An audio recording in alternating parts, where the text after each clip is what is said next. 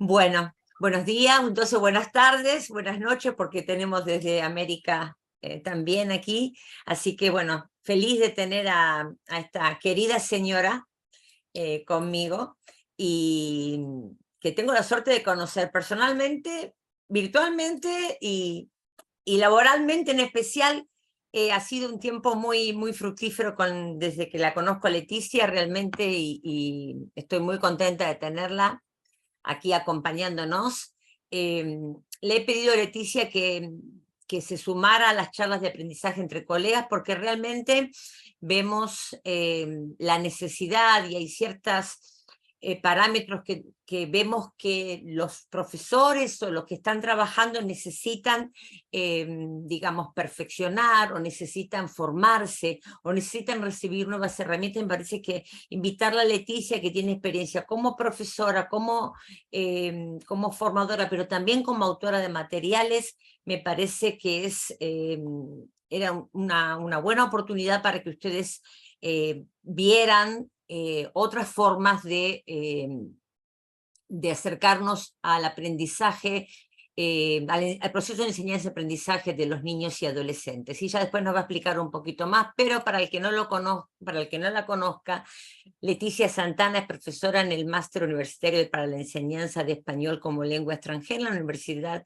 a Distancia de Madrid, UDIMA, y doctoranda en Lingüística Aplicada en la Enseñanza de Lenguas en la Universidad de Nebrija. Ha trabajado como profesora de ELE en contexto de inmersión y en Reino Unido. Y en el ámbito de formación ha sido responsable de formación en la editorial Enclave ELE, con quien tuve gusto de presenciar y trabajar con ella durante 5 años. Y ha impartido cursos y seminarios para docentes y en todos los continentes. Es coautora de materiales, de manuales de ELE para niños y adolescentes, y también es editora académica y coordinadora de una colección que personalmente quiero muchísimo, que es la enseñanza de español para fines específicos, y donde tendremos oportunidad un poquito de hablar en esta charla también. Aquí tenemos este querido libro para nosotros, en el cual hemos luchado para escribir 2 capítulos y realmente ha sido un trabajo en equipo. Ha sido un trabajo que lo hemos hecho a conciencia y con toda nuestra pasión docente, así que estoy feliz de trabajar con ella y el orgullo de haber podido trabajar con ella también. Así que, bueno, Leticia nos va a hablar de la enseñanza, del proceso de enseñanza y aprendizaje de los niños y adolescentes, pero lo estamos planteando como un reto. Lo estamos planteando como un reto porque a mí me parece que nos pasa, Leti, que en la formación no siempre recibimos los instrumentos o los medios adecuados para trabajar con niños. La formación del profesor de él muchas veces es muy general y solamente tenemos quizás un par de horas dentro de un profesorado para tratar el tema niños. Y cuando llegamos a clase nos encontramos con ese desafío, con ese reto, que no es lo mismo que aprendimos para cómo enseñar a adultos. Entonces, me parece que tendríamos que partir de ahí. ¿Cuál sería la diferencia que existe entre enseñar a adultos, jóvenes o mayores, y enseñar a niños y adolescentes? Que me gustaría que esto lo veamos bien. Niños y adolescentes, no niños adolescentes, por favor, Leti. ¿Okay? Bueno, muchísimas gracias. Bueno, pues en primer lugar, gracias a ti por invitarme y por darme la oportunidad de compartir espacio no solo contigo, sino asíncronamente con muchas compañeras y compañeros y de manera síncrona a las personas que se han conectado para escucharnos en directo, que espero que saquemos algo interesante de aquí. A mí siempre me pone muy nerviosa porque digo, madre mía, ¿qué tengo yo Tienes, mujer, que tienes. puedo, ¿no? Que puedo aportar, así que espero aportar aunque sea una idea nueva. Pues sí, como dices tú, y me parece bien, esto es algo en lo que coincidimos en separar a los niños y a los adolescentes, que es algo que, como decías tú, luchamos en que se manifestara así en ese libro, en esos 2 capítulos que compartimos. Y es la primera reflexión que quería traer, ¿no? A esa pregunta de ¿es lo mismo enseñar español o la lengua que sea, o lo que sea, casi que diría, a personas adultas que a personas no adultas? Yo generalmente lo digo así, personas adultas y personas no adultas. Pues no es lo mismo por muchas cuestiones, ¿no?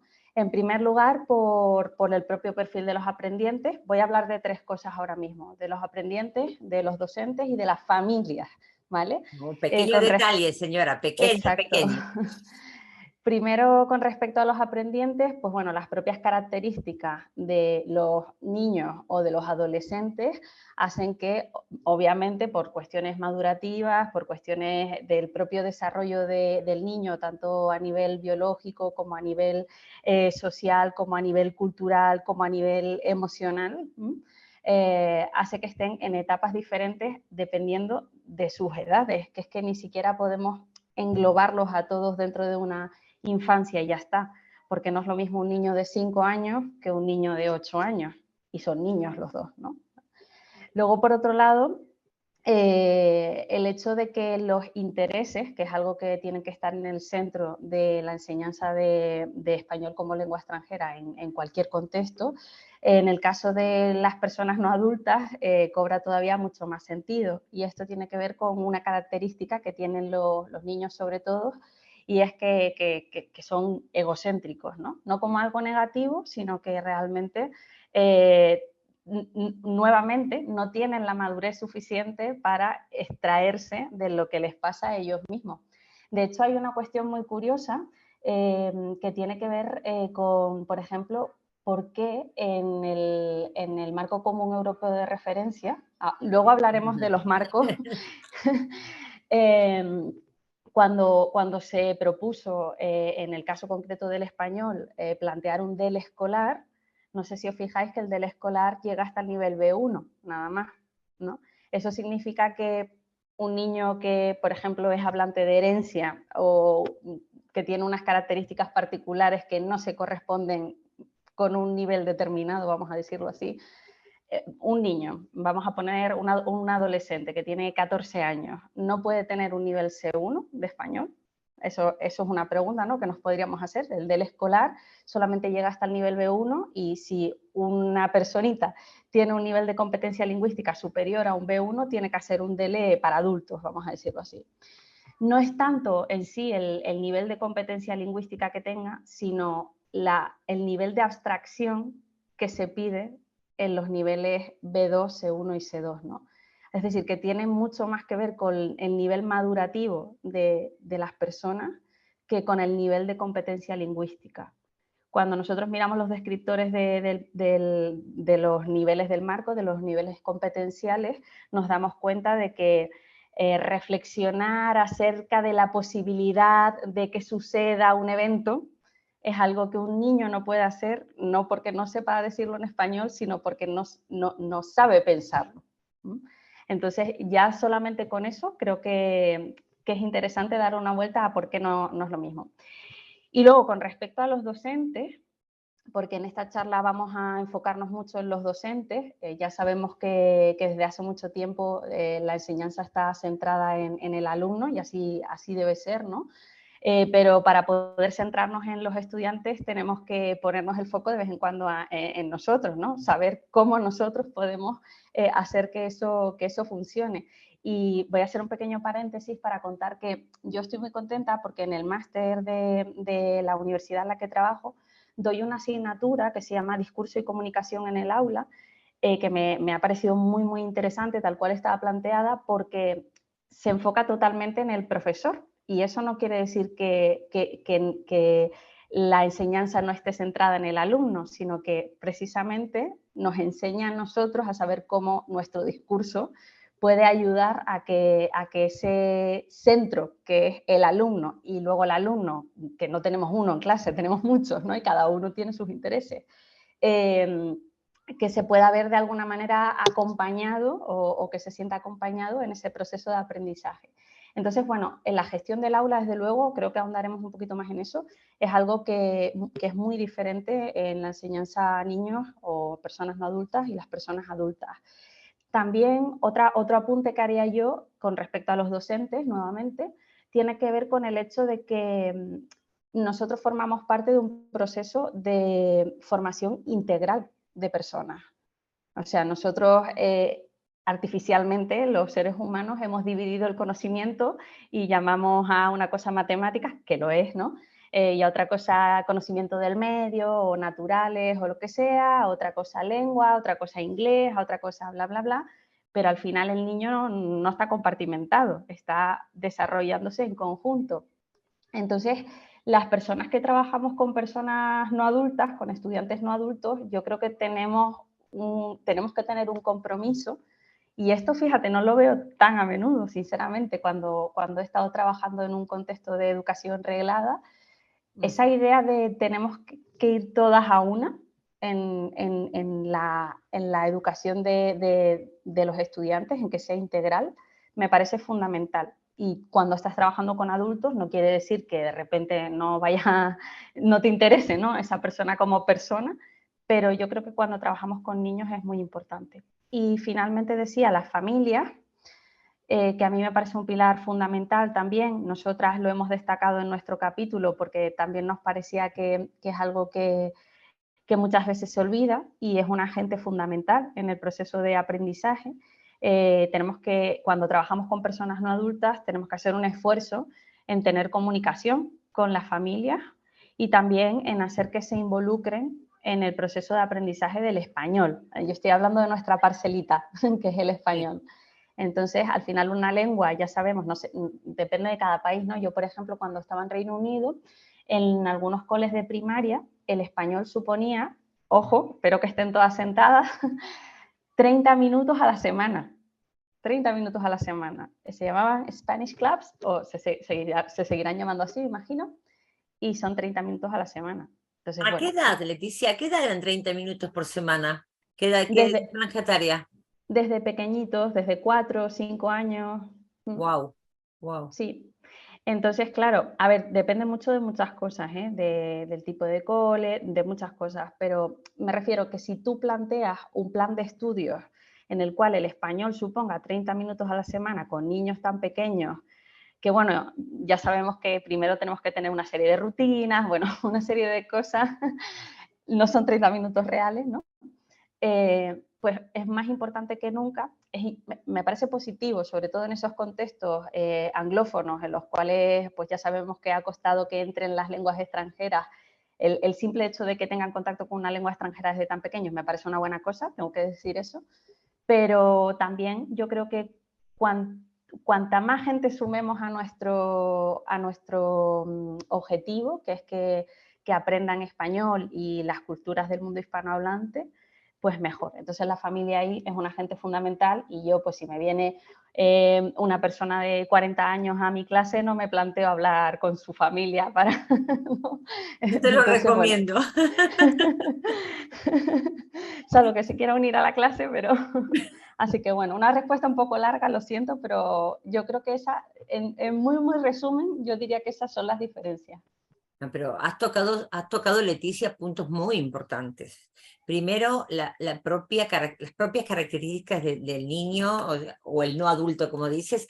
Yo me voy a hacer una salvedad, porque yo tengo adultos que no son adultos tampoco, pero no importa, es otra Bueno. historia eso. A mí me parece fundamental esto que estás hablando de las propias características, tanto biológicas, cognitivas, que tiene este público que estamos tratando. Y cuando me pongo a analizar lo que decís del marco común, ¿okay? Yo voy a seguir discutiendo a pesar de los años que tengo de trabajar con instituciones como el propio Instituto Cervantes, ¿no? Que digamos, ¿qué piensan los que escriben? O sea, ¿qué piensa la persona, el profesor, cuando recibe ese marco? ¿Qué está esperando realmente desarrollar? Y si realmente un niño hasta qué punto puede abstraer o no, hasta qué punto puede hacer relaciones lógicas, y si vamos más allá y vamos a la lengua de herencia, ya directamente no nos sirve prácticamente, Leticia, ese marco. Entonces tendríamos que plantearnos seriamente como profesores cuál sería el marco para niños, teniendo en cuenta el niño de hoy por hoy, Leticia, que tiene acceso a la información, que tiene acceso al contenido de otra forma, que se apropia del conocimiento por otras medios. Yo también lo trabajamos muy bien nosotras cuando pensamos qué tiene que tener el capítulo. Así que me parece que el tema del marco es algo para sentarnos y analizar, y en algún momento el foro docente poner su opinión de lo que tiene dentro de la clase, por un lado. Y siempre el tema de la familia. Siempre digo cuando doy clases de formación que no damos clase a niños, damos clases a niños y a sus padres. Porque esos padres son muy importantes, como dijiste, para nosotros. Son muy importantes porque si el padre participa y el padre, digamos, de alguna forma toma esa responsabilidad de que el chico vaya desarrollando la lengua y vaya enriqueciéndola, y eso, tenemos un punto muy importante ganado. Me parece que entonces nos quieren marcar un poco cuál sería, a tu criterio, con la experiencia y con lo que has trabajado, la diferencia entre niños y adultos, o no adultos muy pequeños, sino adultos más grandecitos, como lo quieras llamar, por favor. A ver, eso también es una respuesta larga. Bueno, te doy 5 minutos, a ver, 5, dale. Incluso para resumirlo en el capítulo tuvimos problemas, porque claro, es que al final son muchas cosas. Primero tengo que decir que depende de la edad, ¿no? Como ya adelantaba antes, y yo creo que en esto coincidimos todas, cuestiones que nos pueden, digamos, o en las que me centraría un poco más como profesoras de lengua. El tema de la autonomía, por supuesto, son estudiantes menos autónomos y eso lo tenemos que tener en cuenta a la hora de hacer las planificaciones de aula, de planificar las sesiones. Sí. El andamiaje que les tenemos que dar, por supuesto. También todo lo relacionado con la mnemotecnia, ¿no? O sea, con cómo funciona la memoria. La memoria es algo que, bueno, por un lado están las reglas mnemotécnicas y por otro lado está la memoria. Pero bueno, en cualquier caso, las dos cosas, cuanto más pequeños son las personas, pues más corta es, más limitada es, ¿no? Entonces, de ahí que se diga tanto lo de las repeticiones, por ejemplo, ¿no? A la hora de enseñar un contenido lingüístico concreto, vamos a pensar en algo de vocabulario, por ejemplo. Voy diciendo ejemplos como muy simples, pero como para centrar de qué estoy hablando y no ponerme muy metalingüística. Entonces, siempre pensamos en eso. Ahí yo creo que quizás hay un error común, y igual soy un poco atrevida diciendo esto, y si alguien no está de acuerdo, pues también lo puede manifestar, que es interesante, que es el hecho de que nosotras pensamos, o que se nos ha dicho que los niños aprenden repitiendo, hace que haya personas que se tomen eso de manera literal. Y claro, y repetir un contenido no significa repetir la misma actividad todo el tiempo, ¿no? Entonces, en algunas observaciones de clase sí que he podido ver que es un error que cometemos, ¿no? Sobre todo al principio, que pensamos, bueno, repetir, entonces volvemos a hacer lo mismo. Bueno, se pueden repetir los contenidos con actividades diferentes. Eso es lo primero de todo, ¿no?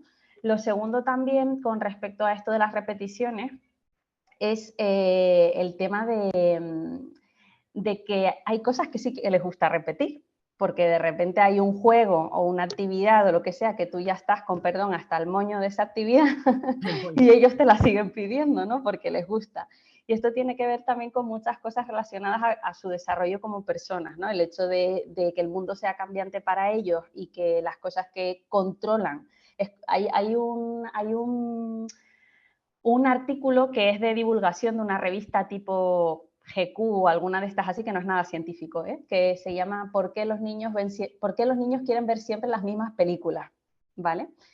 Y la reflexión a raíz de ese ejemplo tan mundano, digamos, es justamente que como saben lo que va a pasar, ¿no? Controlan lo que va a pasar, pues hay un cierto nivel de tranquilidad, ¿no?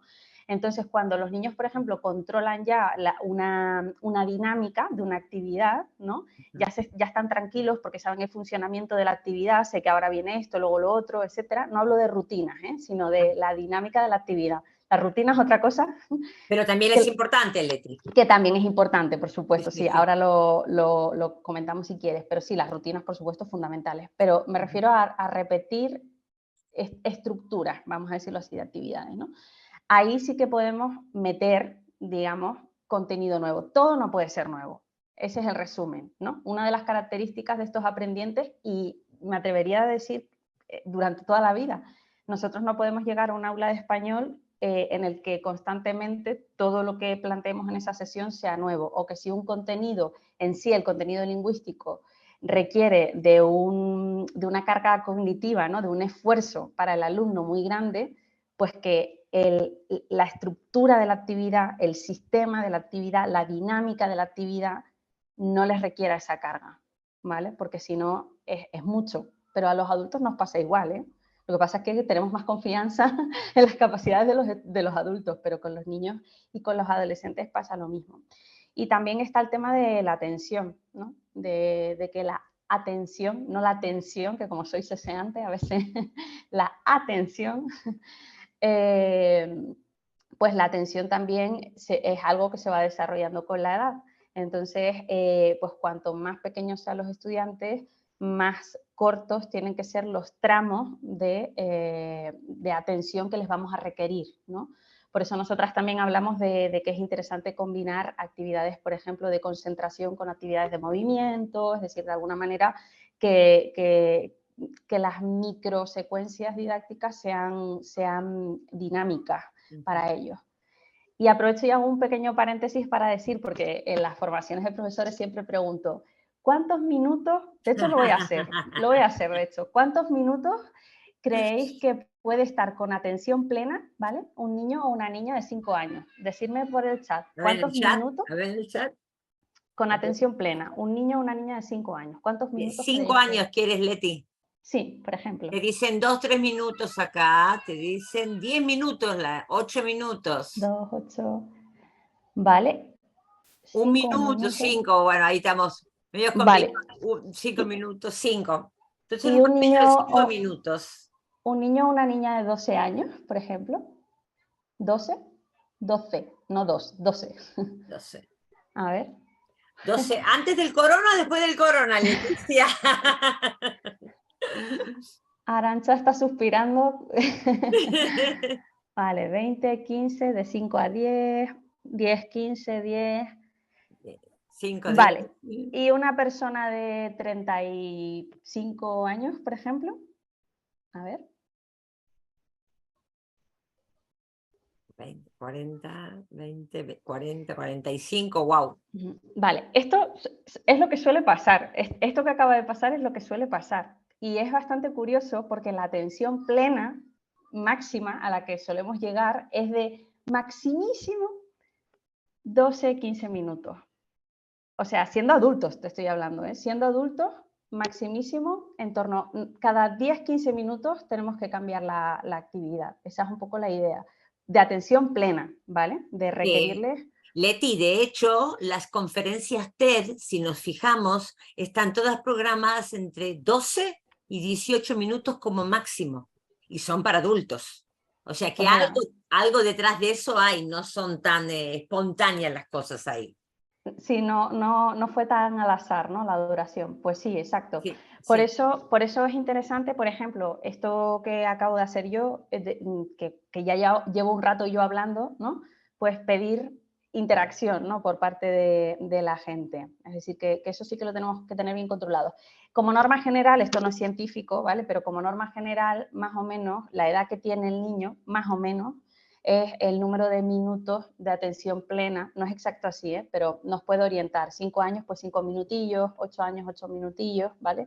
Teniendo en cuenta que lo ideal es cada 10 minutos cambiarlo. Así que bueno, es verdad que hay más características, pero voy a poner como el punto sobre los adolescentes ahora, que es algo que hicimos, como decía Marcela, en nuestros capítulos. Esto no he venido aquí a hablar de mi libro, sino que estamos como muy contentas de que hayamos podido dedicar un capítulo a los niños y un capítulo a los adolescentes, porque nos ha costado, de verdad, encontrar bibliografía para hacer sobre todo el capítulo de adolescentes.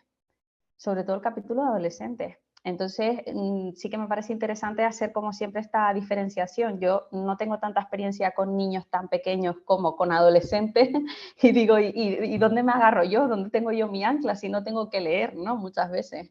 Entonces, yo creo que ahí es un punto interesante. Nosotras hablábamos entre otras cosas, entre otras muchas cosas, de que el conocimiento metacognitivo que se desarrolla en la adolescencia es muy importante, ¿no? Tanto a nivel personal, o sea, cómo me conozco yo y cómo me conozco yo como aprendiente de lengua también. Eso es algo con lo que no contamos cuando trabajamos con niños.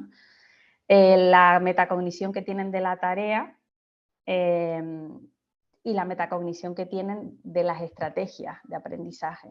Entonces, bueno, no me quiero extender mucho, pero sí que es verdad que las características de los adolescentes como aprendientes, esos 3 puntos, esos 3 pilares, yo creo que son importantes, que es algo con lo que no contamos, pero que es algo que en esas edades se está desarrollando.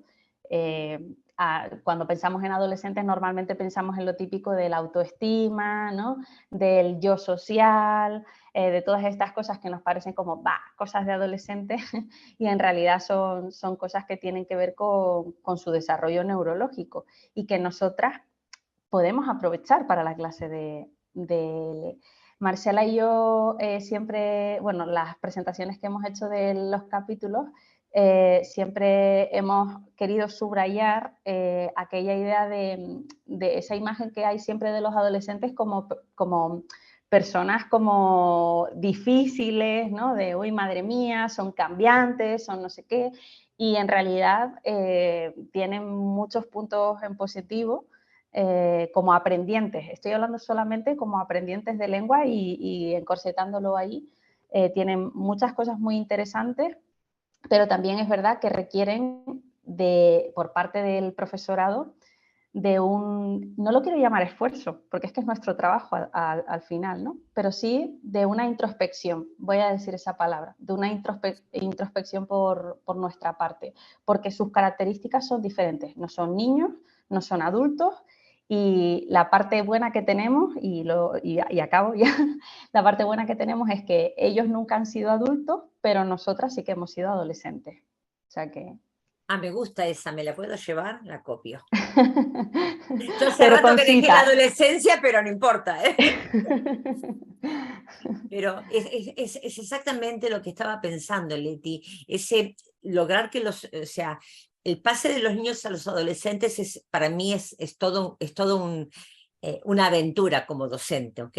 Pero cuando lo recibes como adolescente, que todavía no es adulto y que tiene todavía esa fantasía, esa utopía, esa adrenalina, usarla en nuestras clases, porque todavía no está contaminado, como podemos decir que el adulto que viene con sus estigmas de cómo hay que aprender, y nosotros podemos, digamos, guiarlo y marcarle otras formas de acercarse al conocimiento, además de las que él trae, o sea, un poco hacer ese juego entre lo que él trae, lo que yo tengo como experiencia, y, o sea, dejó de ser un niño, podemos hacer cosas cognitivamente mucho más ricas, mucho más amplias, pero por otro lado, tampoco es el adulto que puede dar la síntesis, y no tiene esos estigmas o esos parámetros tan marcados que puede tener un adulto que tenemos en clase.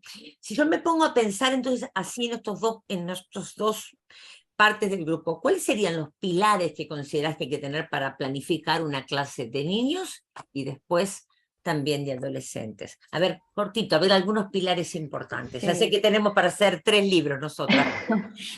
No, pero has dicho una cosa súper interesante y me gustaría como retomarla un segundo, que es el paso. Claro, El porque paso. también es verdad que cuando hablamos de niños y adolescentes tampoco son compartimentos estancos. No es que, de hecho, nosotras tuvimos que buscar qué es adolescente, cuándo empieza la adolescencia, Wow. si eso estaba descrito en algún sitio, porque claro, a nivel biológico es una cosa, a nivel social es otra, a nivel pongo un ejemplo, no sé si va a valer o no, pero no es lo mismo un niño o una niña de 11 años en China que en Italia, por ejemplo, o España. Entonces, pongo contextos que conozcan, ¿no? Porque a nivel social, digamos, a nivel de lo que llamamos comúnmente ser más o menos infantil, que tiene que ver con cómo performan los niños o con cómo de mayores quieren aparentar ser, y tienen la misma edad. 10 años, pero es algo cultural, ¿no? También. Entonces, lo de poner una raya en una edad me parece complicado, ¿no? Pero algo que decías tú, que es esa transición, y tú como autora de materiales lo sabes, y las compañeras aquí que son profesoras también se habrán dado cuenta, a mí una cosa que me horrorizaba, sinceramente, era por qué los libros de editoriales, estoy hablando, por qué los libros de niños son libros mucho más integrales, ¿no? En los que los niños juegan, los niños colorean, hay canciones, hay no sé qué, no sé cuánto, y luego el primer nivel de la colección para adolescentes ya es, voy a decirlo así en bruto y no es real, rellenar huecos, ¿no? Es como, pero si yo el año pasado era un niño, ¿por qué ahora estoy rellenando huecos y uniendo columnas, ¿no? O sea, el sistema educativo en general, esto es un problema de políticas educativas que divide la infancia en educación infantil y educación secundaria, hace que otros sistemas como las editoriales, por ejemplo, generen materiales que no son acordes a la realidad, porque un niño que está en el sistema español, ¿no? En sexto de primaria, y un niño que está en primero de la ESO, no son tan diferentes, no son tan diferentes. Entonces, sabiendo que pasa eso y teniendo en cuenta algo que yo digo siempre, que es que no podemos echarle todas las culpas a las editoriales porque son empresas privadas, ¿vale? Exactamente. Creo que merece la pena que hagamos esa reflexión nosotras y pensemos cómo complementar esos materiales y cómo, sabiendo que tienen esas características, nosotras tenemos que hacer que ese gap, que ese hueco sea menos abrupto. Uh-huh. Y, Perdóname, Leti, a mí sí. me pareció súper importante lo que dijiste, eso de los compartimentos. O sea, aprender lengua significa aprender determinada cantidad de tiempos, determinada listado de verbos, determinadas cantidades de categorías gramaticales, que en definitiva no es la lengua en sí. Y cómo no podemos ver la lengua, y sobre todo en ese pase, en ese que estás hablando entre niños y adolescentes, cómo no podemos ver la lengua como integrado dentro de los contenidos transversales y utilizar esa cantidad de contenidos que pueden ser fuente de lengua, muestras de lengua auténticas y que se pueden sentir mucho más involucrados. Bueno, entonces volvamos a los pilares, por favor, señora. A ver. No, sí, es súper interesante. Estaba pensando justo en un esquema que habíamos propuesto en el manual, un esquema que hay que reconocer que salió de tu cabeza, así En mi que cabeza. voy a compartir la pantalla. Ay, a ver qué vas a compartir de mi cabeza, que me das si me miedo, lo mujer, a ver. No, pero tiene Oy, mucho oy, que ver oy. con lo que estás diciendo, ¿no? Oy, oy, oy. En el capítulo de la enseñanza a adolescentes, claro, al final nosotros vemos nuestro espacio, que es la clase de español como lengua extranjera, y nos olvidamos pues de todo lo demás que hay, ¿no? De que en el aula lo que tenemos es un ciudadano, que tenemos que velar porque claro, esto también, mira, justo he visto que había puesto en el chat Sara, que es una alumna del máster, algo que reflexionamos en el máster también, porque muchas veces, claro, hay alumnos y como profesoras también nos lo hemos planteado, ¿no?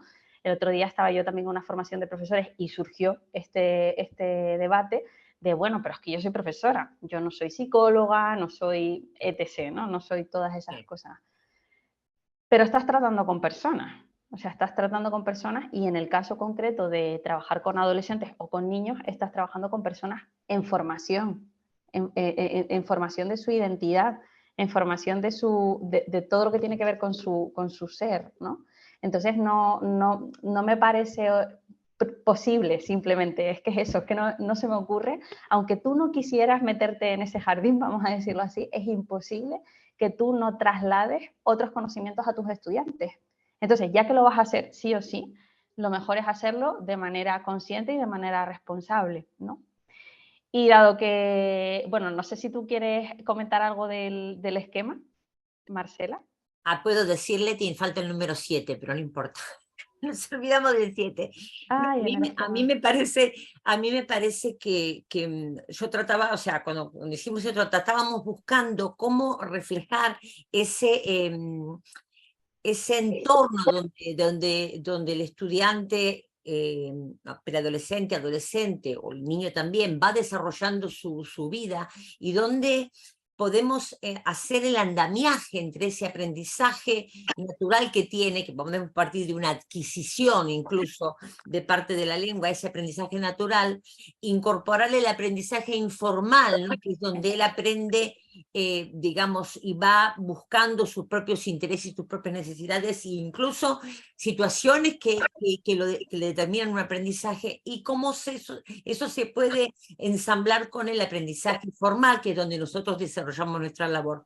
A mí me parecía que eso era fundamental de alguna forma, tenerlo claro cuando planificamos una clase, porque en definitiva lo que queremos, ¿no? Podemos que sepan más o menos verbos, como dije antes, pero en definitiva lo que yo quiero es que sea consciente de que es una persona aprendiente, que va a continuar o que desee continuar aprendiendo toda su vida, que no se detenga en un escalón, pero más allá de un contenido lingüístico, Leticia, que aprenda a cómo aprender, y eso es el real, de aprender a aprender, que siempre están hablando qué significa aprender a aprender, que no pierda la curiosidad, y que dentro de esa curiosidad sepa que vive en una sociedad y sea lo suficientemente responsable dentro de esa ciudadanía. Leticia, ¿tenemos imagen? Uy, ¿la he quitado? Sí, no sé por qué. Perdón, perdón. No, no pasa nada, ya está. Sí, Aquí. volvemos aquí. ¿Ahora lo ves? Sí, sí, ahora se ve.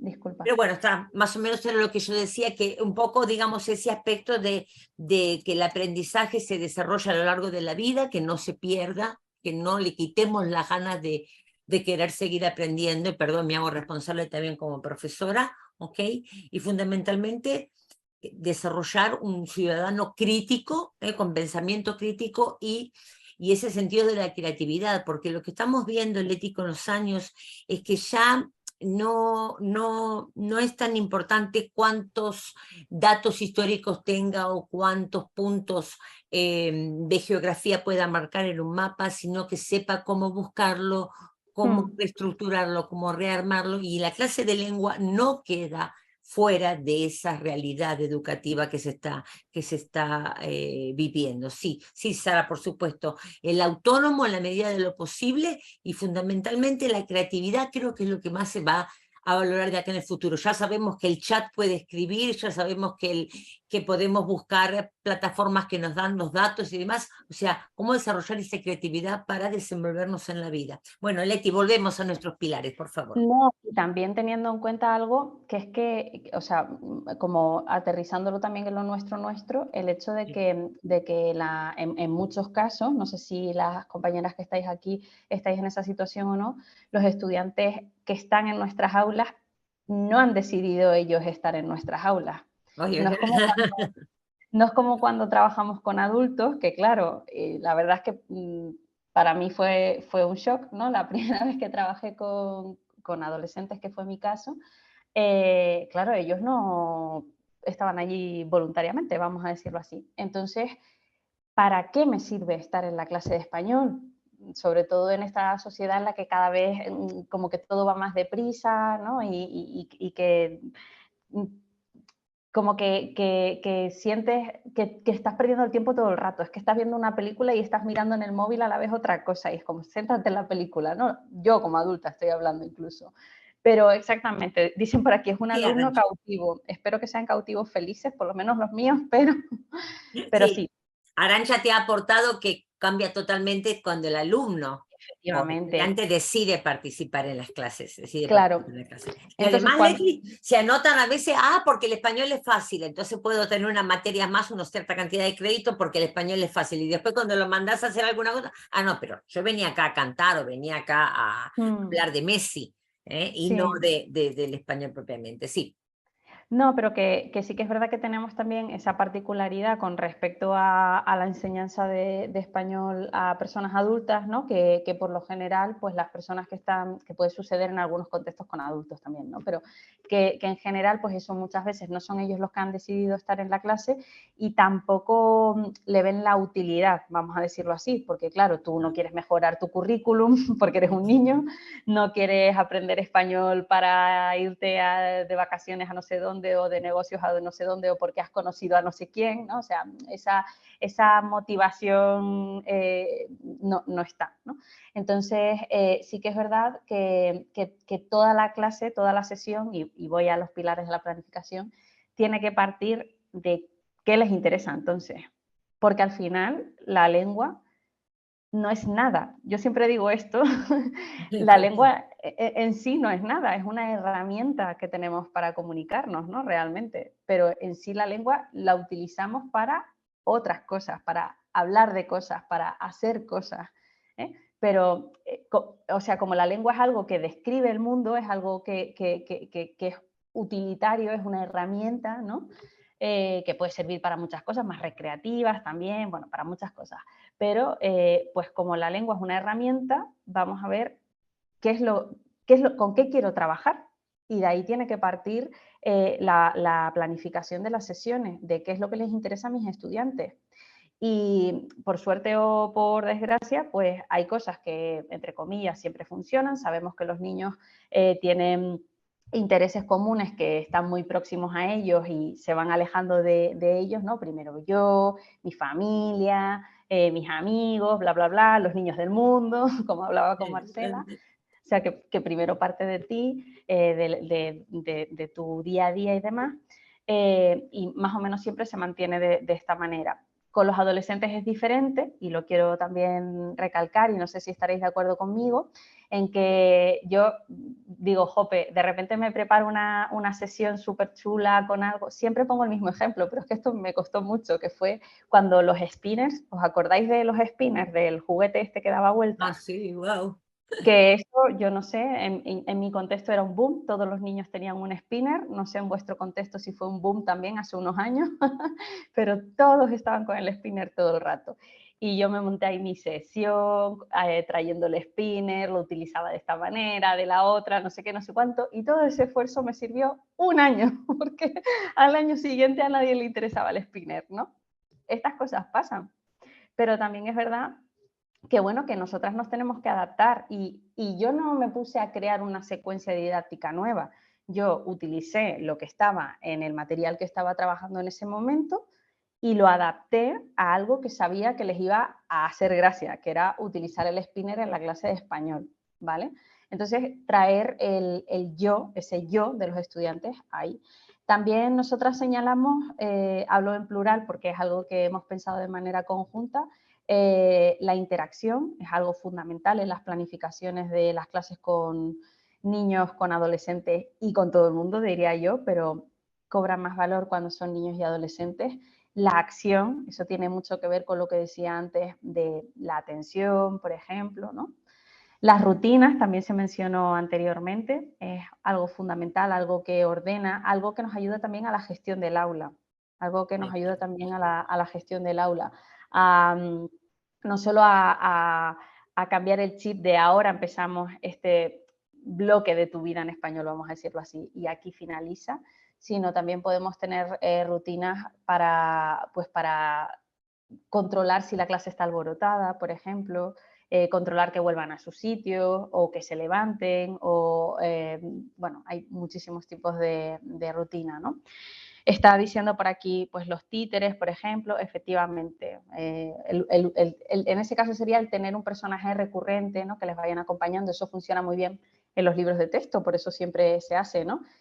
Por eso siempre hay un Lola y Leo, o hay un Eñe que tiene una misión, o hay un bla, bla, bla. Eso funciona muy bien con un Dodi, eso funciona muy bien con los niños, un colega. Estoy diciendo como muchos ejemplos para que todo el mundo sienta la identificación de lo que esté utilizando, un superdrag o lo que sea, ¿no? También nosotras apuntábamos la variedad y la versatilidad de recursos. Eso es fundamental, ¿no? Cuando trabajamos tanto con niños como con adolescentes. Ya decía antes que no se trata de repetir literal, sino que también puede funcionar, pero que se puede repetir variando, ¿no? Y la versatilidad de recursos, yo siempre digo una cosa que a los estudiantes les llama mucho la atención, y lo digo en la primera sesión de clase que tenemos, y es que las profesoras tenemos que tener tolerancia al fracaso. Y esto que suena súper catastrófico, Me gusta. esto suena horrible porque dices tu madre mía, pero yo siempre les digo eso. Y es curioso porque al final de esa sesión les hago un ticket de salida donde ellos me apuntan pues cosas que recuerdan lo más memorable que les ha parecido de la sesión y no sé qué. Y la tolerancia al fracaso es un hit, ¿no? Como que, como que dicen, vale.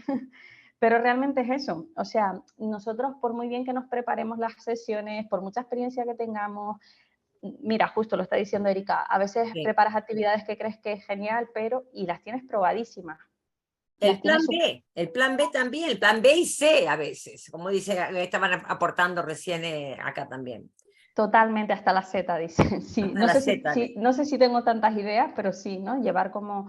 Pero si sale mal, pues sale mal, tampoco pasa nada. Me refiero, ya sería preocupante que te saliera todo mal todo el tiempo, eso sí, pero realmente que salga algo mal, nosotros tenemos un radio de actuación, siempre tengo una imagen muy clara de un taller de José Ángel Medina, de un psicólogo que lamentablemente nos dejó hace Nos poco. dejó hace poco, sí. Y, Una pena. y él dibujaba un círculo y decía, este es tu estudiante, qué pena que no puedo dibujarlo, pero él decía, este es tu estudiante, así, ¿no? Su radio de actuación. Y luego hacía un circulito aquí y decía, y esto es lo que tú entras dentro de tu estudiante, es decir, una parte, tú no puedes cambiarlo todo, tú eres pues como lo han sido tus profesores para ti, unos más, otros menos, pero han sido una pieza en tu puzzle, ¿no? Entonces tampoco nos tenemos que fustigar cuando las cosas no van como nosotras queremos. Observarnos, por supuesto, sería otro tema, observación de aula, ¿no? De autoobservación de aula, pero también observar las cosas que hacemos bien, que esto también pasa mucho con los profes en formación, que cuando hablamos de observar a otros colegas o autoobservación de clases grabadas, siempre apuntamos lo que hemos hecho mal y qué has hecho bien en esa sesión, que no te quieres olvidar y que dices, ¡y qué bien resolví esto!, ¿no? Bueno, Está y bien. luego también nosotras habíamos puesto algo que tiene que ver con la evaluación, que es la autoevaluación, ¿no? Que para nosotras es fundamental en la enseñanza en general, pero con niños y adolescentes mucho más, porque les hace consciente de sus progresos, no solo la tarea que he hecho mal. No sé si alguna vez habéis tenido esta reflexión de por qué siempre la comprensión auditiva es evaluatoria, por qué siempre hacemos comprensiones auditivas con la finalidad de evaluar, ¿sabes?, al alumno, de ver en qué has hecho bien, en qué has fallado, porque nunca le preguntamos ¿y qué es lo que más te ha gustado? Que, pues es lo mismo, ¿no? O sea, el no poner el foco siempre sobre a lo que no he llegado, sino también mostrarles, hacerles conscientes de su progreso, que siempre lo hay. Pero de hecho, mira, Leticia, lo que estás diciendo y lo que o sea, lo que estamos comentando en cuanto a esa formación o ese aspecto que queremos trabajar del aprendizaje, hablamos todo el tiempo la palabra pensamiento crítico, y a mí me suena, me hace ruido adentro, porque pensamiento crítico que esperamos cuando tenga 18 años, entre a la universidad y pueda opinar sobre lo que pasa o en la sociedad o en su propia carrera, cuando tendríamos que empezar de muy pequeños, si les gusta o no les gusta una actividad, de alguna forma hacer una reflexión de lo que hicieron en clase, aunque sea a través de un juego. Está en la creatividad nuestra y en nuestra experiencia de clase también buscar esa forma. Entonces, que ese pensamiento crítico se vaya formando paulatinamente para que después, cuando lleguemos a la evaluación y la autoevaluación, sean conscientes de eso realmente. Tomen conciencia de sus puntos fuertes y puedan fortalecer los puntos débiles. Entonces ahí estamos hablando de estilo de aprendizaje y todo lo que venimos hablando después. Entonces, no esperar a tener ya 15, 16, porque ahí puede ser crítico. No, puede ser crítico desde muy pequeño. De hecho, el bebé, cuando dice que no quiere comer, está poniendo su punto crítico con respecto a una situación. Eso también es pensamiento crítico, Leti, de alguna forma, me parece. En los pilares que estás hablando nombraste, y creo que lo pusieron en el chat también, no sé si fue Arancha o un poco también el tema de eso del profesor, porque estamos diciendo cuáles son los pilares y qué nos pasa, y eso del plan B. A tu criterio, ¿qué necesita tener el profesor? Vamos a ponernos de nosotros ahora. La formación del profesor, nosotras, porque el punto del centro, y como dijiste al principio, ¿no? si no estamos bien nosotros, lo vamos a mostrar en clase. Entonces, ¿qué necesitamos nosotros como profesores, por favor? Pues lamentablemente no tengo receta mágica Ah, para no, esa no, pregunta. yo te invité porque pensé que nos ibas a contar que... No, lamentablemente no, pero sí que es verdad que, claro, los profesores de niños y adolescentes de español como lengua extranjera o como lengua adicional, voy a decir, porque hay muchos contextos, Sí, tenemos una particularidad que no pasa con otro tipo de aprendientes, que es, ya decía yo que iba a volver a hablar de los marcos de referencia, que es que en la parte ya puramente de contenido, muchas veces nos sentimos perdidas porque no tenemos un documento de referencia. Sería muy interesante, en algún momento se pensó desde el Instituto Cervantes, o por lo menos eso me han dicho, pero eso se ha quedado ahí en un limbo, ¿no? Entonces, lo que nos propone el inventario del plan curricular no es coherente con lo que necesita un niño o una niña, entonces no nos vale. Y aquí quería también ser crítica con algo, y es que algo que hacemos, que es normal y que yo lo hago también y que animo a hacerlo, y ahora pongo el punto crítico, es que nos fiamos mucho de los materiales editados, ¿no? Los materiales editados tienen la ventaja, y no lo digo porque sea autora de materiales o Marcela lo sea, sino porque realmente lo pienso, los materiales editados tienen la ventaja de que han pasado un filtro, es decir, ahí no hay una persona que se le ocurra una cosa y lo suba a su blog y ya está, que puede estar muy bien o no, ¿no? Sino que pasa una serie de filtros. Pero también es verdad que muchas veces se replican cosas que pueden estar mal, que pueden estar mal. Eso tampoco lo soluciona un marco. Ya hemos dicho que el plan curricular tiene, bueno, hablamos en realidad del marco común europeo de referencia, que tiene muchos aspectos de mejora, vamos a decirlo así, pero pasa lo mismo con las referencias. A mí, por ejemplo, cuando me preguntan los estudiantes del máster, porque estamos hablando de formación ahora, ¿no? De profes, y si quiero crear una secuencia didáctica o si quiero crear una programación para un curso de L para niños, ¿dónde me fijo, no? ¿De qué me fijo? Y muchas veces les digo, bueno, pues cógete un par de manuales, revisa un par de manuales y mírate a ver pues qué temas se suelen tratar, ¿no? Pero realmente tenemos que ser críticas con ese material y es una pena que depositemos la confianza nuevamente en empresas privadas, que no digo yo que, o sea, no lo digo porque sean privadas, ¿vale? Que se me entienda, sino porque me parece que sería interesante que desde nuestra profesión, digamos, se elaborara una guía, por lo menos una guía. No hace falta que me digas si pie, mano y boca es de A1 a A2, este tipo de cosas que hace el plan curricular, que me da igual, ¿no? Pero sí que nos guiara. ¿Por qué? Porque lo que yo me encuentro y el motivo por el cual me interesa tantísimo la formación de profesores de L a niños y adolescentes es que hay muchos colegas por el mundo que dan clases de español a niños y adolescentes que no tienen formación. Ya no estoy hablando que no tengan formación como profesores de L en general, que los hay también, sino que el hecho, por ejemplo, de que sean hispanohablantes y se encuentren en determinado contexto hace que se dediquen a la enseñanza de español, pero que gente que ha hecho másteres, por ejemplo, que son estudios de posgrados, que son estudios superiores, lo comentaba Marcela al principio, la formación en docencia a niños y adolescentes muchas veces no existe, es inexistente. Y hablando en términos capitalistas, hay trabajo como profesor de niños y adolescentes, o sea que es muy probable que esa persona acabe dándole clases a niños y adolescentes. Entonces no entiendo porque no es un tema central de la formación de profesores, no lo entiendo. Igual que hay una asignatura de nuevas tecnologías en el español como lengua extranjera, que es algo que suele haber en todos los másteres, ¿no?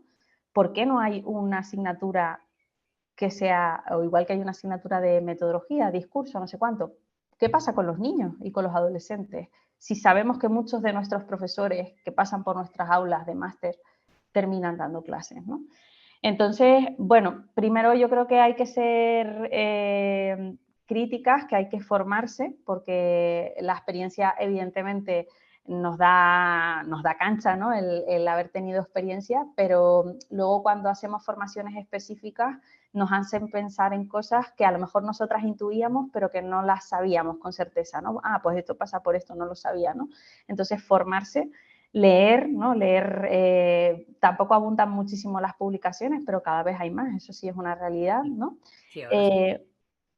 Y luego hablar con colegas. Y aquí quería hacer yo un apunte, que esto también lo digo siempre en la clase del máster, que esto de hablar con los colegas y mirar lo que hace el colega de la clase de al lado, que es algo que siempre se dicen en las formaciones y que muchas veces es utópico, porque yo, seguro que ustedes también, he trabajado en centros donde nadie quería que yo mirara su clase o nadie quería, es decir, que a veces hay mucho hermetismo por inseguridad o por, no lo sé, los motivos que pueda haber, pero bueno, sí lo sé, pero que son muy variados y no es tan fácil a veces poder aprender de otras compañeras con lo enriquecedor que es eso realmente.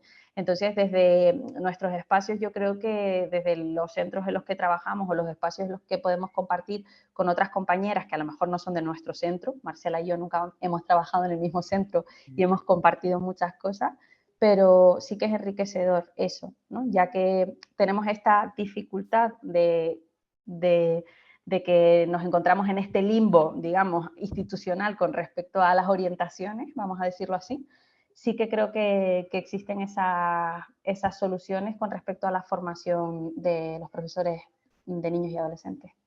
Pero mira que acabas de decir algo muy cierto, y lo estaba pensando en números mientras que hablabas. Dijiste la palabra capitalista y yo no soy de... Me olvido que tengo que cobrar las horas de clase, así que imagínate si me olvido de eso. Pero el tema de cantidad de personas, potencial, estadísticamente, potencial, cuánto más chicos podemos tener en clases, chicos y niños y adolescentes en nuestras clases que adultos. Porque si vamos a hacer la verdad, cada distrito tiene una escuela, cada escuela tiene tanta cantidad de chicos, o sea que si el tema del desarrollo del español como lengua extranjera, como otras lenguas que existen, el francés o el alemán o lo que exista, eh, da posibilidad para trabajo para muchísimos profesores. Entonces, no solamente a nivel de, bueno, instituciones privadas, que donde va el adulto, sino a nivel que ahí muchas veces tienen menos cabida los niños, pero a nivel de educación formal, Sí, sí. Leticia, es un campo de trabajo que realmente, y hoy por hoy, con la necesidad de que los chicos sean multilingües, porque ya no estamos en la época como cuando yo estudié, que el español era suficiente, teníamos un par de horitas en inglés. Vos perteneces a otra época ya, pero cuando yo estudié era español, Leticia, el inglés se veía como wow, quien tenía suerte de ir a una profesora particular, pero hoy no es así, Leti. Hoy nuestros chicos son gamer, o sea, aprenden inglés porque quieren ser gamer. No aprenden inglés entonces, eso es un campo que para mí tiene que ser.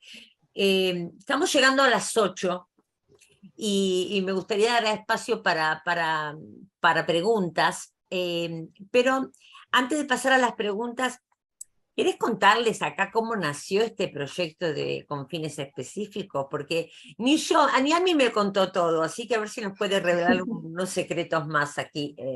Sí. Sí, Yo quería, aprenden inglés exactamente para ser gamer, sí.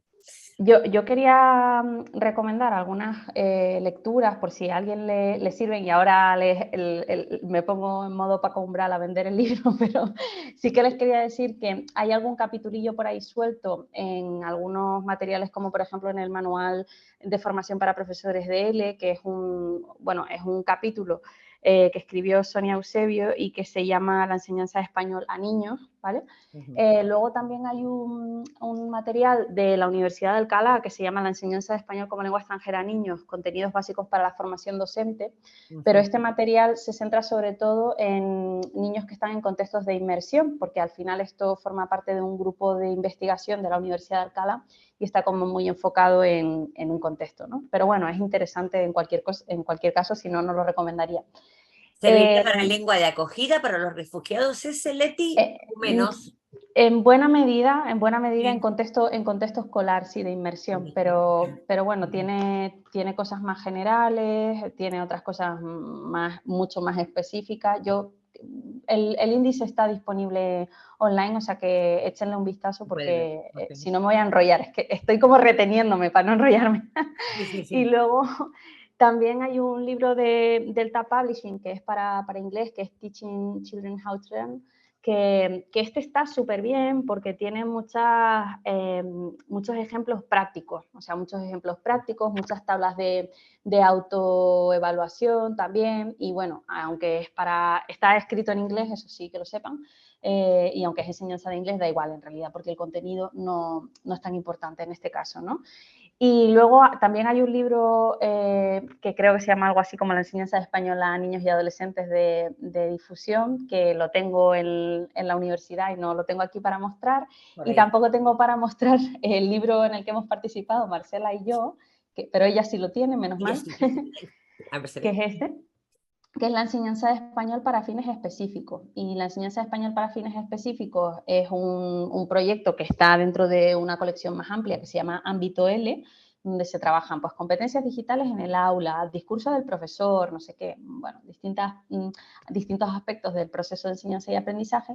Y en este libro concreto de fines específicos, que bueno, es una etiqueta englobadora porque ahí hay muchos matices, Sí.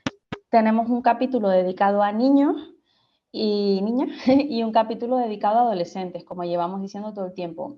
Cuestiones que yo creo que aportamos o que son interesantes, el hecho de separarlos, ya lo hemos dicho, el hecho de que lo planteamos desde múltiples perspectivas. Nosotras empezamos hablando de la persona a nivel, vamos a decirlo, biológico, emocional, social, ¿vale? O sea, hacemos un perfil un poco de las características de los estudiantes, hablamos de las metodologías, hablamos luego pues, de cuestiones relacionadas con recursos, planificación, materiales, es que hablamos de muchas cosas en realidad, ¿no?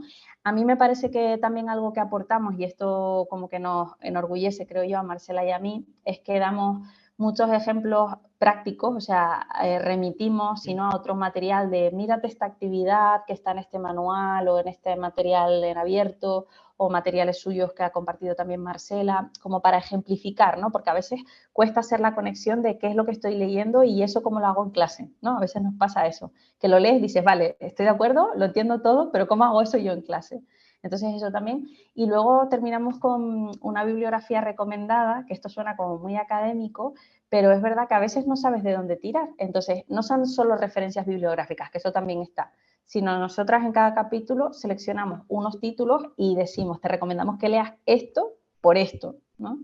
Y viendo, como decía Marcela, a los estudiantes como seres en un contexto que es la sociedad, ¿no? E intentando ir un poco más allá de lo puramente lingüístico, intentando como que todo esté imbricado, esté unido, esté conectado, ¿no? Así que bueno, eso es lo que El tengo que capítulo de contar. lengua de herencia también, para el que tiene necesidad de hacer un poco el contraste entre lo que es lengua extranjera y lengua de herencia, también hay un capítulo dedicado a lengua de herencia, que Sí, me parece hay un muy capítulo dedicado a personas completo, muy migrantes bien, también. y Exacto. que vale la pena. Bueno, si te parece, Leti, podemos ir viendo preguntas, a ver si puedo abrir el chat acá. Hay varias preguntas sobre DELE, ¿ok? Pero me voy a centrar en una de Arancha, por ejemplo. ¿Por qué no hay DELE para adolescentes como lo hacen los exámenes de Cambridge, por ejemplo, ni libros especializados cuando ya tienen un B1? Los libros para B2 no se adaptan a estas edades, hay mucho para hacer para apoyarnos. Claro, en realidad que no haya libros es normal, porque no hay libros, porque no hay exámenes. Entonces, ¿para qué vas a hacer un examen? Claro, nadie saca libros para preparar un examen del B2 escolar porque no está el examen, ¿no?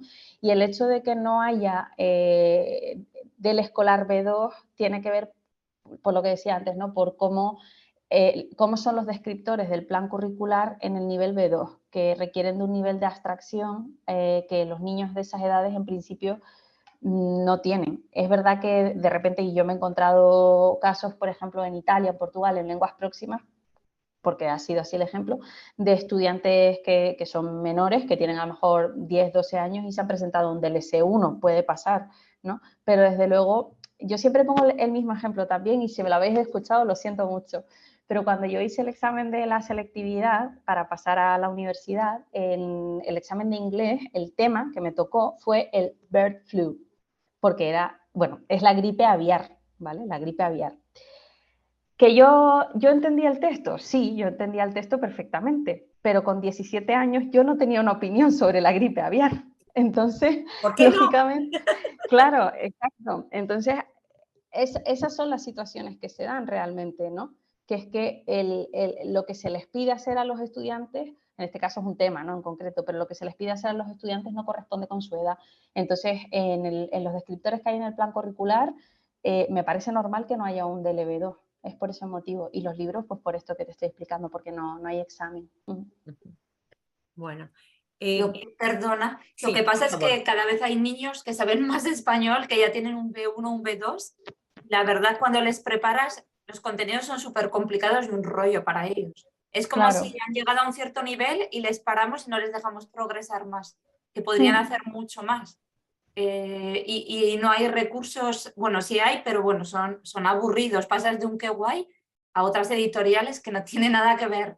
Eh, Ya. y, y es una pena porque queremos hacer mucho por potenciar el español, que la gente aprenda español, pero luego no damos exámenes materiales. Es una pena, me parece. Cada vez hay niños que tienen más nivel. Ya con un B1 Mm. se quedan cortos, muchos con 14 años. Yo entiendo que con 14 no les da para hacer un B2, pero es una pena. Claro, sí, es que es un problema a nivel institucional, ¿sabes? Realmente lo que estaba comentando. Poco podemos Y- hacer. Ahí tenemos que tirar de la tolerancia a la frustración que decía antes. sí, sí. No, y ni pensar si tenemos lengua adherencia, que tenemos un C2 Sí, o un C1 en ciertas competencias y en otras competencias no podemos pasar de una a dos cuando los recibimos. ¿Ok? El espacio queda abierto para preguntas. Me gustaría que vamos a abrir la pantalla de otra forma, a ver si se animan, pueden preguntar por el chat, pueden abrir cámara. Es un foro chiquito, es un foro pequeño. A ver, de allá desde Tierra del Fuego, si quieren preguntar algo, ya que la tenemos a Leti ahora con nosotros. Eh, hay otra pregunta en el chat y que eso ya en pone, chat no lo veo, ¿hay perdón. alguna página de cuento para niños aprendientes de español A1 a 2? He encontrado Ah, cuentos por ok. edades, pero para nativos. Sí hay, en realidad. A ver, yo tampoco te voy a recomendar así como nada en concreto, pero sí que hay. De hecho, por ejemplo, las editoriales también tienen lecturas graduadas por niveles y por rangos de edad, más o menos. Entonces, sí que puedes encontrar, ¿eh? Ujú. Bueno, y también puedo recomendar, si me permiten, el año pasado o el otro, si publicamos desde la editorial Octaedro un material, una colección de libros que están en abierto, se pueden descargar. Y mi participación era sobre el uso de la literatura. La literatura en todos sus los diferentes géneros, literatura real llevada a clase, no de lectura graduada, y cómo usarla desde la uno con los niños, así que niños y adolescentes, así que de la editorial Actaedro, que está en mi tienda, que es una tienda, pero no es para pagar, es de descarga gratuita, y si no, también hay otro par de materiales que hicimos, otro libro, por ejemplo, que está publicado para los que están en el contexto alemán, por ejemplo, o suizo. También tenemos de la editorial Tranvía, que también he publicado, hay materiales y no siempre con lecturas graduadas. O sea, podemos trabajar la lectura graduada por un lado, pero también existe la posibilidad de trabajar literatura con Sí. el camino adecuado, con, digamos, con una didáctica específica, y no le tenemos que tener miedo. O sea, estamos pensando en literatura, no estamos pensando en una receta médica, o estamos pensando en un ejercicio de tándem. O sea, son cosas, recursos diferentes para llevar muestras de lengua. La literatura es una de ellas, así que les recomiendo también por ese lado. Y sí, los cuentitos que publican las editoriales, como dijo Leti. Exacto. Sí, también estaba pensando yo en una cosa que tuvimos en cuenta en Qué Guay, en el manual este, que es que hay una sección dedicada a literatura en el último, en el nivel A2B1, Claro, tienes razón. que no siempre trabaja, fíjate, con textos literarios. Y esto es algo que hemos hecho de manera consciente, porque a veces pensamos que acercar al alumno a una historia que les pueda parecer entretenida, por ejemplo, voy a poner un ejemplo concreto, el Quijote, algo que controlemos, ¿no? Entonces, a veces no es tan importante que lean un fragmento del Quijote, pobrecitos míos, que se nos tiran por la ventana, ¿no? Puede ser con esas edades, sino saber, por ejemplo, un poco de qué va, que eso sí puede ser interesante, que es el texto literario español, estoy hablando, no sé si en español, sino español en este caso, que que ha sido versionado más veces a videojuegos, o sea, es el texto literario que tiene más videojuegos en español, ¿vale? El hecho de que les llamen la atención perfiles de escritoras o escritores que estén vivos, que pueden ver sus redes sociales y digan, ah, pues mira tú qué maja la Elvira Lindo, yo con Dabeli o quien tú quieras, me da igual, ¿no? Y lo pensamos, esto sé que no es lo que me estaban preguntando, pero creo que es interesante esto, porque pensamos, es más importante a veces plantar la semilla del amor por la literatura y la curiosidad y lo que sea. Y a lo mejor no lo vas a leer ahora, pero quizás cuando tengas 20, 30 años digas tú, ah, sí, yo me acuerdo, esto me quiere sonar, ¿no? Y te anime. Me parece más interesante, hay muchas formas, ¿no?, de plantar ese amor por la literatura, que el hecho de a veces torturarlos con cuántos verbos en imperativo hay en este poema. Leticia también está recomendando acá Arantxa, colega lee. La verdad, Arantxa, no los leí todos, así que no te puedo decir, pero tengo algunos en mi biblioteca. Para niños más pequeños, sí, lo veo como una posibilidad también. Y además, Leticia, muy importante lo que dijiste con respecto a cómo acercarlos a la literatura. Yo recuerdo que novelas famosas como Doña Bárbara, basadas en libros que son de 400, 500 páginas, que son bestsellers literarios, como fue en este caso Doña Bárbara, que fue idea de llevar un libro a la masa a través de una telenovela. ¿Cómo nació? Nació de eso. Entonces, quizás la serie de televisión o alguna película que están basadas en obras literarias y que el chico no sabe que en realidad es una obra literaria eso, y lo acercamos y después, bueno, le gustó, no le gustó el personaje, y después acercarlo realmente a la obra literaria, y esto funciona tanto como con niños como con adolescentes. Hay una película muy linda, no sé si la viste, Leti, El último vagón, que está en este momento en Netflix, al menos en el Netflix nuestro está, El último vagón, que está basado en una historia de la escritora Ángela Doneta, de México, y yo ni sabía que existía el libro, o sea, yo misma me asombré, y es una historia que habla de un niño que no puede estudiar. Se los recomiendo, tiene escenas muy interesantes para trabajar en clase. El último vagón, sí, Erika, sí, eso suele suceder. Hacerlos acercar a la literatura, al texto real, por otros medios, y lo multimodal, la multilateralidad presente en nuestras clases hoy por hoy. Bueno, preguntas, señores, que vamos, así podemos liberar a Leticia ya hoy. A ver qué dice. He visto un cuento del libro de lectura de Editorial Colega, simpático, con unas expresiones españolas, las sentía muy fuerte, aquí nos dice. O que alguna palabra en América del Sur puede sonar o significar algo diferente. Wow, variedades lingüísticas, pequeño tema. Sí.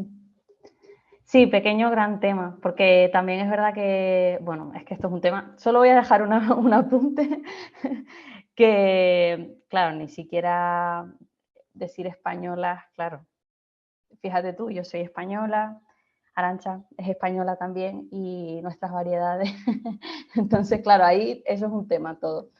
Y sería interesante hablar de eso, ¿no? De cómo abordar las variedades o cómo se abordan las variedades en las clases con niños, ¿no? Que no pueden tampoco hacer esas reflexiones metalingüísticas de, pues hay tantos países y en cada país hay uno, no sé, ¿no? Eso sería otro tema. Pero bueno, aparte creo que el prestigio de la variedad lingüística también, pequeño. Sí, también. Bueno, ya te comprometo para otro encuentro. Hablamos de repertorios lingüísticos, ¿eh? Estupendo. Acá están de acuerdo, no sé quién es que tal va. Ah, Erika está de acuerdo, no sé. Bueno, último minuto. Sí, perdón, Leti. No, sí que quería, porque me acabo de acordar ahora sí ahora cuando dijiste, ya hablaremos no sé qué, y pensé, sí, te voy a ver dentro de poco. Y digo, ay, que me olvido de decir esto. Ah, nos vemos, sí, nos vemos mañana. No, mañana no, ¿cuándo nos vemos? El lunes. El lunes, sí. No, simplemente comentarles que, bueno, un poco en esta idea de dar formación específica sobre el tema de niños y adolescentes, pues hemos creado un curso de verano que se imparte 100% online en UDIMA, en la Universidad de Distancia de Madrid. Se llama Introducción a la enseñanza de español para niños y adolescentes. Me da como un poco de cosa decirlo porque es como, pero bueno, lo digo porque creo que puede ser algo interesante y está están los temas públicos para que vean qué temas se van a tratar. Si es virtual, es 100% virtual y todo se puede ver de forma asíncrona, es decir, que hay algunas sesiones que se van a hacer en directo, pero que se quedan grabadas y las puedes ver luego en esas 2 semanas, y luego hay sesiones que van a estar pregrabadas, como las de Marcela, ¿no? Porque ella viene a Madrid el lunes y entonces pues nos va a grabar allí ya las sesiones y demás, pero lo importante es que aunque no puedas... ¿estás compartiendo pantalla, Marcela? ¿Lo Creo que sabes? sí, que se puede ver, Ah, ¿no? ¿Se puede ver sí, la pantalla sí, del sí, curso o sí, se ve sí. todo? No, te estoy viendo una carpeta tuya donde Oy, oy, oy, hay... oy, oy, oy, oy, Sí. oy, oy. Estas cosas de la tecnología, perdón. Si no, yo lo tengo a mano igualmente, ¿eh? Lo estaba queriendo abrir, pero para que lo... Les voy a pasar por aquí, por el chat, de todas maneras, el enlace. Y bueno, son 2 semanas, como decía, pero de esas 2 semanas también que sepan que digamos, eso es, que las charlas, digamos, son de lunes a jueves. Se te estaba viendo ahora, sí, la ¿Se imagen. estaba viendo? Ok. Sí, que las charlas son de lunes a jueves y luego pues tienen eso, el viernes, sábado y domingo, pues para ir viéndolas con calma o viendo el material adicional que vamos compartiendo y demás. Los temas, pues bueno, hay una primera sesión siempre que es general, luego pues en el caso de la semana en verde, que es la que dedicamos a niños, pues Marcela nos va a hablar de elementos, procedimientos y materiales para la clase de L con niños, luego Manuela Mena planificar el aula de L con niños y alfabetización de aprendientes migrantes en contextos escolares, que nos hablará Violeta Hernández de ello. Y la segunda semana, que vamos a trabajar sobre todo con el tema de adolescentes, hay cosas obviamente que valen para una y para otra, incluso para adultos, ¿no? Pues empezaremos con una sesión general de la enseñanza de L adolescentes, del design thinking en el aula de L con adolescentes, técnicas teatrales en el aula de L y el aula de español como lengua de herencia. Así que, bueno. Hola, Uy. un minutito para acá, una pausa. Perdón, perdón. Uy, Ay, ay, ay, ay, te ay. tenemos doble, te tenemos doble. Méteme doble. Así que bueno, sí que la idea un poco de seguir ofreciendo como recursos y formación más específica que nosotras echamos en falta nosotras mismas, ¿no? Pues Udima nos dio la oportunidad de proponer este curso y allá que vamos. Así que nada, si hay alguien interesado, pues que sepan eso, que esas 2 semanitas de julio estamos compartiendo esos conocimientos. Y por mi parte nada más. Uy, estás silenciada, Marcela. Estás silenciada. Nada, muchas gracias a ti. No, es en julio, son 2 semanas de julio, que me preguntaban por aquí si se podría hacer en septiembre, pero no, son las 2 semanas de julio. Perdone, señores, perdón, no fue la intención, salió la tecnología me Nada, ahora sí que te escuchamos, Marcela. una mala jugada me jugó queda grabado esto, Leti, igual, queda. No pasa nada. Yo creo que con el COVID ya estamos todas curadas de espanto. No, estaba hablando del curso precisamente, de una idea que tenía para el curso, así que bueno, estamos ahí. Sí, esto fue algo que pensamos que había que hacer de alguna forma, acercar a los profesores otras posibilidades y bueno, y justo le invité a Leticia, así que dije, bueno, que nos cuente un poco de estas cuestiones. ¿Cuánto hace que estamos programando esta sesión? Estamos hablando como hace 5 o 6 meses, ni estaba pensado el curso de formación de Udima en aquel momento, porque es muy difícil citarla a la señora Leticia, ¿eh? Es muy difícil citarla a la No. Bueno, muchísimas gracias a todas por haber asistido, que sé que son horas y sobre todo momentos del curso ya en las que todas estamos con la mente en el descanso y la verdad es que ponerse pues 1 hora y media casi que llevamos por la tarde o por la mañana de un jueves, pues dice mucho de ustedes, así que muchísimas gracias. Gracias realmente por estar, gracias Leticia por haberte acercado. Si tienen preguntas sobre el curso, sobre alguna cuestión de las que Leticia compartió hoy, Leticia, ¿quieres dejar tu correo electrónico puesto en el chat? Sí. Para que se comuniquen ustedes, y tanto Leticia como yo siempre tenemos los canales abiertos, los que me conocen, las que me conocen ya saben que trato de responder dentro de de los tiempos lo más pronto que pueda y bueno, estamos ahí para lo que ustedes necesiten, con nuestra experiencia y con nuestra disponibilidad. Dentro de lo que podamos colaborar, colaboramos. Tanto Leti como yo, me consta el tipo de profesional que es. Así que muchísimas gracias por haber estado. Y Gracias a ti por la invitación siempre. bueno, y por haberse destinado este tiempo, como dijo Leti, al final de una jornada o al principio de una jornada en un año. Muchísimas gracias, de verdad. Hasta pronto. Nos vemos. Gracias, No me adiós. extrañes, el lunes nos vemos, Leti. Buenas Lo tuyo tardes. es literal, hasta pronto literal. Buenos días. Chao. Buenos días. Adiós. Hasta luego. Gracias por haberse sumado. Gracias.